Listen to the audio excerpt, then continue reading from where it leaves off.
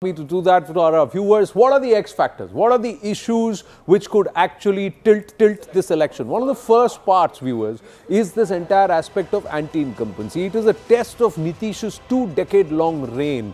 Are people in Bihar tired? That's the big question. Or is it the women voters, the 10,000? Will that have an impact? And will women voters say that it is under Nitish that we have not just seen prohibition, we have seen money in our hands, we've also seen the opportunity to step out beyond 5 p.m. in the evening and still feel safe. And now he is giving us 10,000 rupees. That means the money has come, so I can trust him. Both camps have seen record turnouts also. The SIR politics. Is there any merit in this entire vote story? Who will benefit from this entire revision of the voter roll? Coming down of these numbers, 7.42 crore voters overall, all of this, will this actually help? And then there is a spiraling crime graph. Now, was this just spurt just around the elections, or is overall Bihar far less,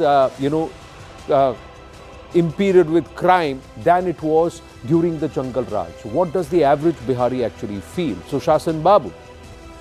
And Jan Suraj hype. Will Prashant Kishore be the kingmaker, or will he be a vote katu? Or kaatenge to bhi kiska vote kaatenge? Abhijit Majumdar, what do you think? Will the women factor, the Mahila Yuva, will that be the new MY of Bihar? Do you see that, lexicon changing with this election?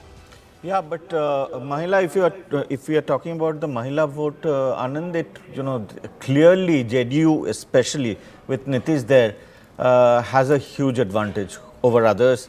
That is because of the schemes that have come. That is also because of the law and order. And prohibition has actually worked for Nitish with the women's vote, because it's not just people not getting daru, liquor, but, when they come back, they don't have the same brazenness to create ruckus in the village or home, because somebody just says, the wife just says, I'll call the cops, and then you are, there's a serious fear there, and that has actually, I mean, it's a small thing, but these things have gone a huge way in favor of Nitish Kumar. And it will rub off on the BJP. What News 18 in our reportage has a guy standing there and saying Sharabandi holi chahiye. At 3 o'clock in the afternoon, he's totally sloshed and he's saying Sharabandi holi chahiye. We have that with us. We'll try and play that out also. But Priyam Gandhi Modi, Maharashtra, Gujarat, and if they repeat something like in Gujarat, see, the previous elections was a record number. But before that, they just barely got up to 100. They didn't get up to 100. So they thought, is the BJP wiped out, is the Congress resurgence happening? And then it was Todi na kyu, Bhodi na kyu, Bhukko kari na kyu. So what happens in Bihar now? So interesting to see because Nitish ji, like the Prime Minister, enjoys pro-incumbency. That's one. Second, very looking forward to see where the 4,30,000 something women votes are going. In my gut is that it's going to Nitish Kumar and Modi ji. I also want to see whether it is the money in hand that is working, or whether it is the promise of jobs. We don't know where the jobs are going to come from, but the promise of jobs, we don't know which one is swaying. So that's going to be interesting to see. Also, and the last thing which is also interesting to see is that everybody knows that Nitish ji is kind of peaking now.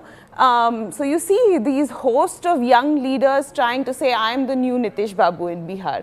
So Prashant Kishore is trying to break in. Tejashwi is already there. But he should have contested, no? If he was the new Nitish Babu, he should have contested. Then perhaps there would have been some more momentum and fight and fire within JSP. Absolutely. So there is a host of these young leaders. Maybe BJP will also throw in a face. Chirag is a young leader. So, we see that everybody is trying to occupy that space that after Nitish, who? So, but Chirag Babu ka strike rate hona chahiye. He's getting seats which he thought more than what he actually deserves, and will that strike rate be there? The other thing, there was an RJD MLC who said that if the results are not in their favor, he is urging the Gen Z to try do something like Gen Z uprising in Nepal. And now we just got news coming through that the RJD has actually issued a veiled threat.